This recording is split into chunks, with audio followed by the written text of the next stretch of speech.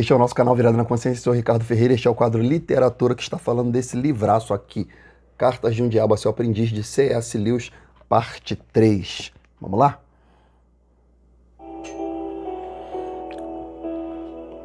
Meu querido Vermelhinho, fiquei muito satisfeito com o que você me contou sobre o relacionamento desse homem com a mãe, mas você deve tirar vantagem disso.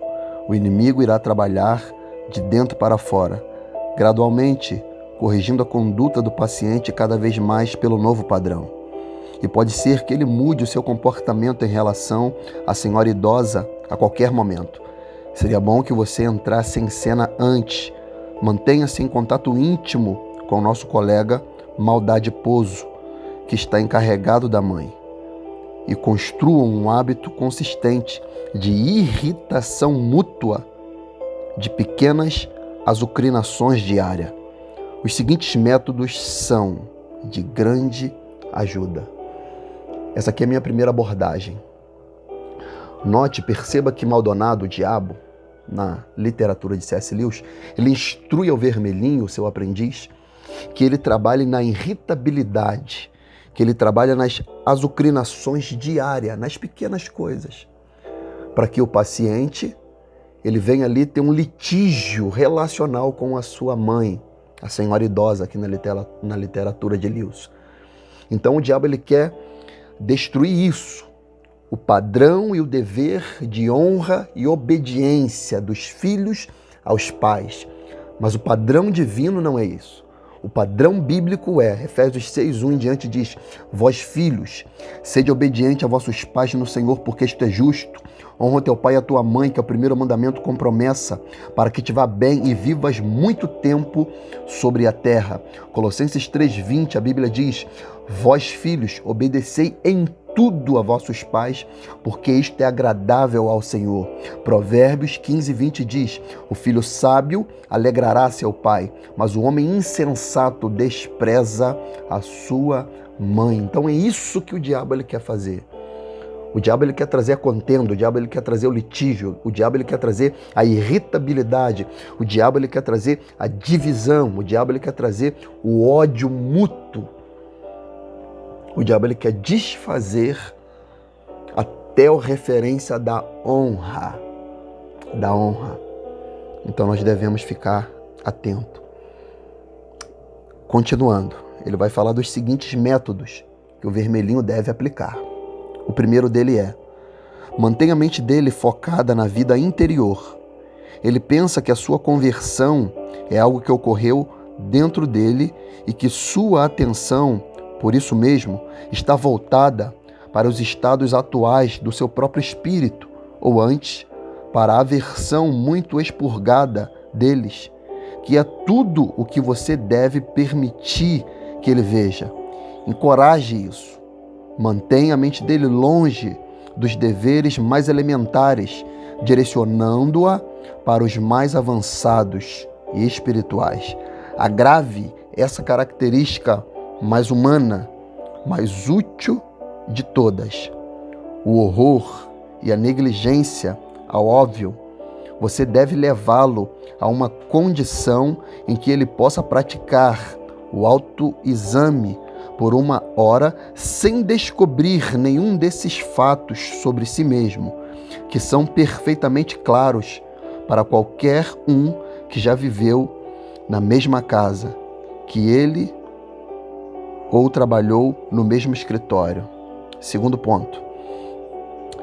Sem dúvida, é impossível evitar que ele ore pela mãe, mas temos meios de tornar essas orações inócuas. Certifique-se que elas sejam sempre muito espirituais e que ele sempre se preocupe com o estado da alma da mãe e nunca com o reumatismo dela. Há duas vantagens nisso.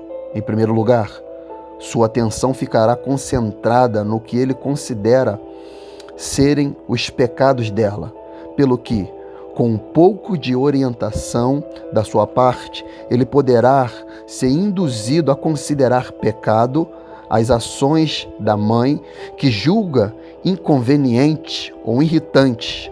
Assim, você pode continuar a esfregar as feridas do dia da forma em um pouco mais forte, mesmo enquanto ele estiver de joelho. A operação é muito fácil e você vai achá-la bastante divertida. Em segundo lugar, já que as ideias dele sobre a alma da mãe serão muito rudimentares e muitas vezes errôneas, ele estará até certo ponto orando por uma pessoa imaginária e a sua tarefa se torna essa pessoa imaginária todos os dias, cada vez menos parecida com a mãe real. A senhora idosa de língua afiada, à mesa do café da manhã, com o passar do tempo, a divisão que você causou entre eles será tamanha que nenhum pensamento ou sentimento de suas orações pela mãe imaginária alcançará ou servirá de ajuda à mãe verdadeira. Eu já tive tamanho controle sobre alguns de meus pacientes que era possível fazê-los levantar da oração pela alma da esposa ou do filho para ir bater na esposa ou no filho reais, ou mesmo insultá-los sem o menor escrúpulo. Você percebeu bem aqui que o diabo ele ama a divisão, que o diabo ele ama a contenda, que o diabo ele ama a irritabilidade, as azucrinações do dia a dia que nós pensamos que são corriqueiras. Lembre-se que eu estou falando que esse livro aqui ele não tem argumentos teológicos, eu que estou fazendo algumas aplicações bíblicas para que nós possamos nos precaver, nos prevenir de circunstâncias que nós tratamos serem corriqueiras, mas de alguma maneira, direta ou indireta, tem ações de demônios. Então o diabo ele ama a divisão, o diabo ele ama a contenda, o diabo ele ama as circunstâncias que levam a gente a não nutrir um relacionamento debaixo do amor. A Bíblia diz assim, Mateus 12, 25, Jesus falou: Jesus, porém, conhecendo seus pensamentos, disse-lhes: todo reino dividido contra si mesmo é devastado, e toda cidade ou casa dividida contra si mesmo não subsistirá. Então preste atenção, o diabo ele vai trabalhar com todas as forças possíveis para dividir lares, para dividir matrimônio, para dividir relacionamentos entre pais e filhos. Ele vai criar circunstâncias, palavras, gestos, caras e bocas para que a guerra se levante dentro do lar e a divisão se manifeste. Continuando, ponto 3. Quando dois seres humanos vivem juntos por muitos anos, é comum que cada um adquira tons de voz e expressões faciais que expressões faciais que são quase insuportavelmente irritantes para o outro. Explore bem isso. Faça-o ficar prestando atenção nas sobrancelhas erguidas da mãe, que ele aprendeu a detestar na infância. E faça com que ele, refletindo sobre o quanto isso o aborrece, faça-o partir do pressuposto de que ela sabe o quanto isso é irritante e que faz para irritá-lo. Se você souber fazer o seu serviço direitinho, ele não notará a imensa improbabilidade da sua suposição. E é claro, nunca o deixe suspeitar de que ele mesmo tenha tons, caras e bocas que também são capazes de irritá-la. Então o diabo faz com que a gente perceba o erro alheio e não observe nossos próprios erros. Lembra do que Jesus falou? Que a gente olha o cisco que está no olho do outro e não percebe a trave que está no nosso. É isso que o diabo faz. A gente vê os pecados alheios como a montanha e percebe os nossos próprios erros como um grão de areia. E o diabo coloca uma lupa em cima disso para que a gente seja juiz de causas alheias. É isso que o diabo quer. E aí a convivência vai ficando insuportável. Note que ele falou expressões faciais, tom de voz, é uma forma de falar, é uma forma de agir, é uma forma de falar, mas a expressão facial manifesta outra. E isso vai fazendo com que a convivência se torne insuportável. Mas esse não é o padrão de Deus. Esse não é a orientação do Espírito. A orientação do Espírito é Colossenses 3:12 em diante, diz: revesti-vos, pois, como eleitos de Deus, santos e amados, de entranhas de misericórdia, de benignidade, humildade, mansidão, longanimidade, suportando-vos uns aos outros, perdoando-vos uns aos outros. Se algum tiver queixa contra o outro, assim como Cristo vos perdoou, assim fazei vós também. E sobre tudo isto, revesti-vos de amor, que é o vínculo da perfeição, e a paz de Deus, para o qual também foste chamado em um corpo, domine em vossos corações e sede agradecidos. A palavra de Cristo habite em vós abundantemente, em toda a sabedoria, ensinando-vos e admoestando-vos uns aos outros, com salmos, hinos e cânticos espirituais, cantando ao Senhor com graça em vosso coração. Então, o padrão de Deus é o amor, é a paciência, é a longanimidade, é a humildade, é a mansidão, é suportar. E a palavra grega aqui para suportar não é o ato de tolerar, é o ato de você dar um suporte para o outro. É você ser ponte. É você ser uma via que vai levar o outro a Cristo. E aí o texto se cumpre. E a paz de Deus, para o qual também foste chamado, domine em um corpo e em vossos corações. E o diabo, ele não quer isso.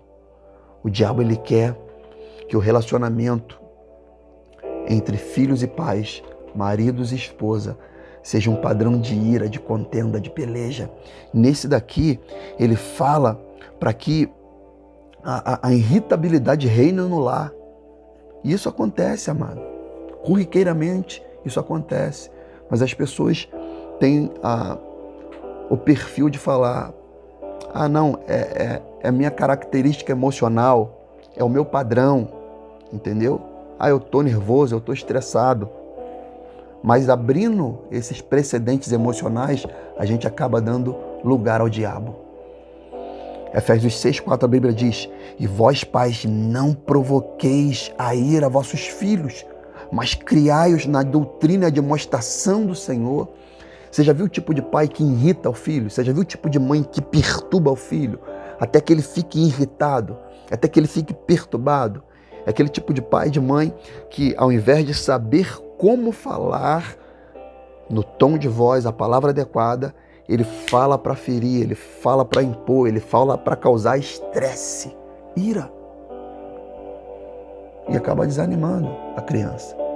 Colossenses 3:21 diz: vós, pais, não irritei vossos filhos, para que não percam o ânimo. A criança desanima. A criança fica para baixo. Ela não tem mais ânimo para prosseguir, para criar um vínculo relacional.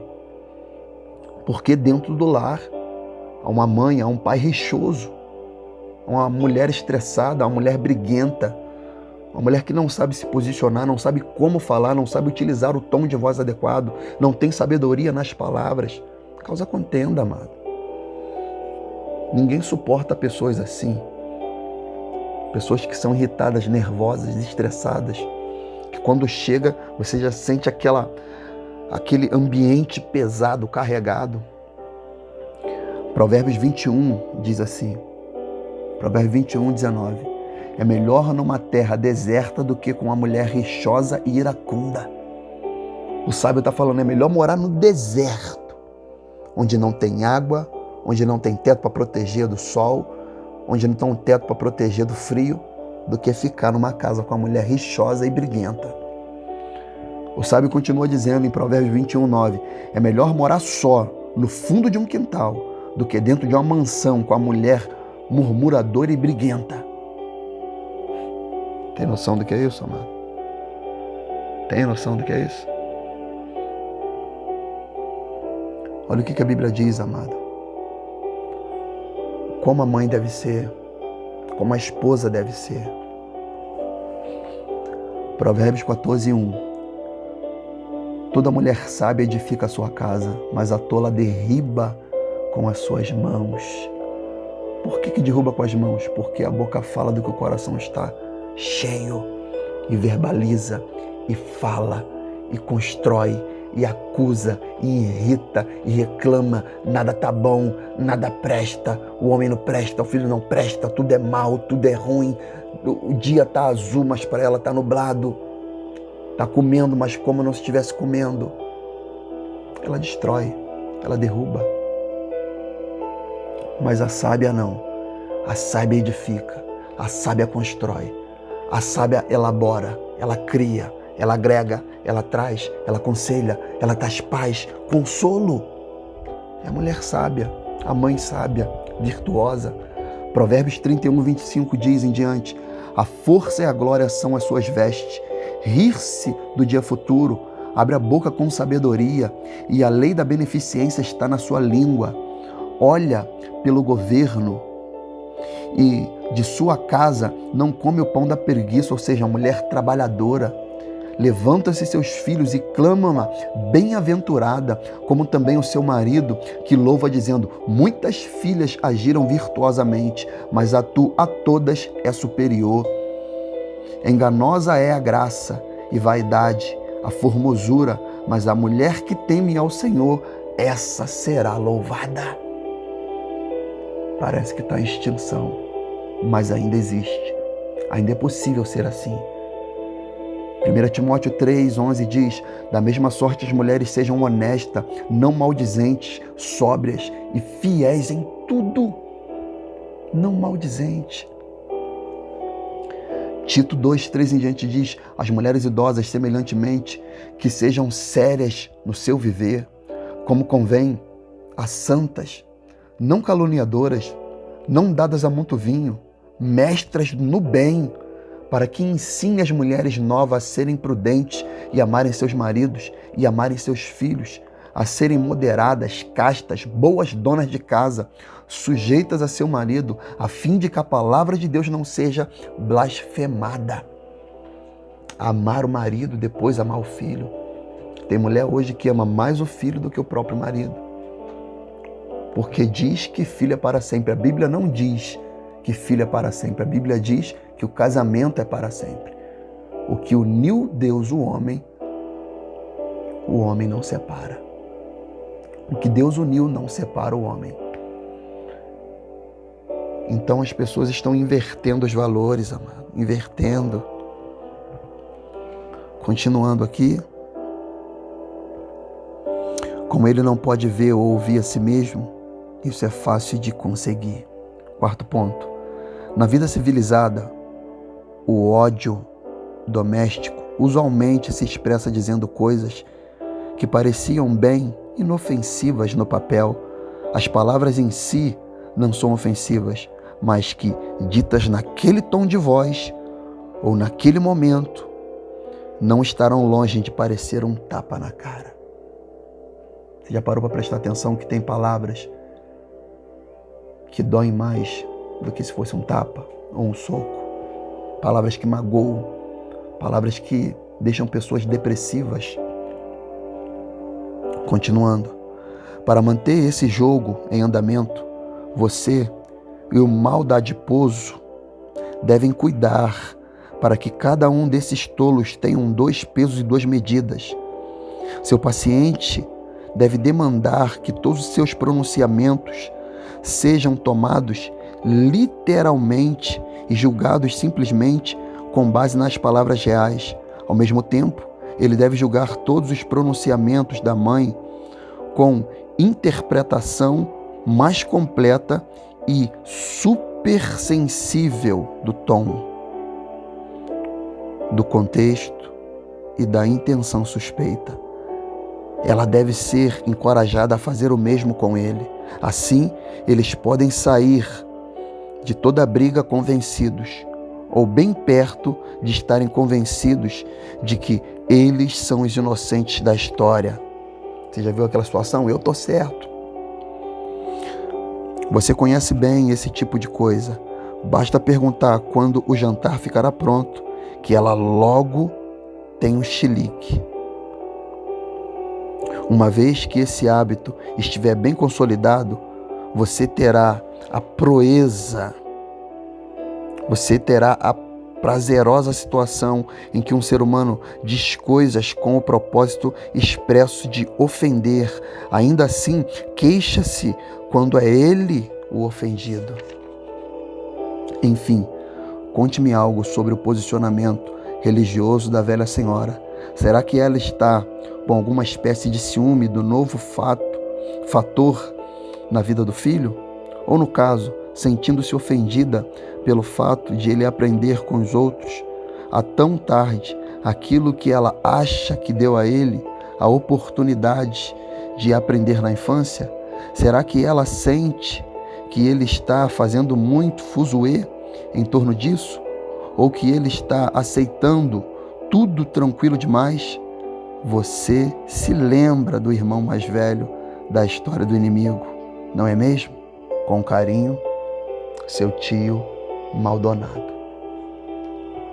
Eu percebo aqui, na literatura de Lewis, que ele faz com que nossas palavras sejam armas. E na verdade para o bem e para o mal. Então, amado, para fazer as ponderações finais aqui, nessa parte 3, controle a língua. Controle o seu falar, o tom de voz e o que você diz. Olha o que a Bíblia diz a respeito da nossa língua, do nosso falar. Provérbios 10:19 diz: quando se fala demais, é certo que o pecado está presente, mas quem sabe controlar a língua é prudente. Provérbios 12:18 em diante: as palavras do tagarela fazem como espada de dois gumes, todavia a língua dos sábios promove cura. Os lábios de quem diz a verdade permanecem para sempre, mas a língua do mentiroso dura apenas um instante. Provérbios 25:15. Com paciência dobra-se um magistrado. A língua macia pode quebrar os ossos. A língua branda, calma, tranquila. Paciente.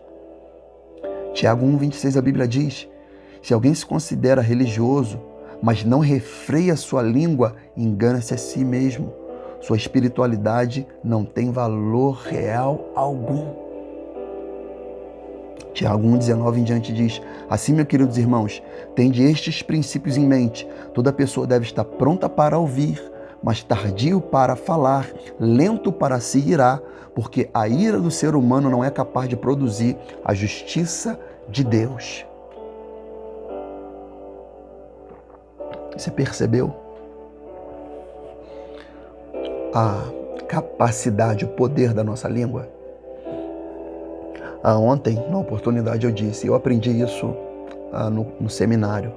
Meu professor ele disse: o homem que não tem a humildade para sentar, para ouvir, não tem autoridade de estar de pé para falar. Isso é verdade. Se contrapôs aqui em Tiago 1:19. Tiago, capítulo 3, versículo 1 em diante, olha o que diz: caros irmãos, não vos tornei muitos de vós mestre, porquanto sabeis que nós, os que ensinamos, seremos julgados com maior rigor. Afinal, todos tropeçamos em muitas maneiras. Se alguém não peca no falar, tal pessoa é perfeita, sendo igualmente capaz de dominar o seu próprio corpo. Ora, ao colocarmos freio na boca dos cavalos, para que eles nos obedeçam, conseguimos controlar o animal todo. Observai, por exemplo, os navios, embora sejam grandes em porte e impelidos por fortes ventos, são dirigidos por um leme muito pequeno, de acordo com a vontade do piloto. Do mesmo modo, a língua é um pequeno órgão do corpo. No entanto, se vangloria de grandes realizações. Vede como um bosque imenso pode ser incendiado apenas por uma fagulha. Semelhantemente, a língua é fogo. É um mundo de iniquidade. A língua está localizada entre os órgãos do nosso corpo e pode contaminar a pessoa por inteiro. E não somente põe completamente em chamas o curso da nossa existência, como acaba ela mesma incendiada pelo inferno. Pois toda espécie de feras, aves, répteis e criaturas marinhas é possível domar, e de fato tem sido domada pelos seres humanos. A língua, contudo, nenhuma pessoa consegue dominar.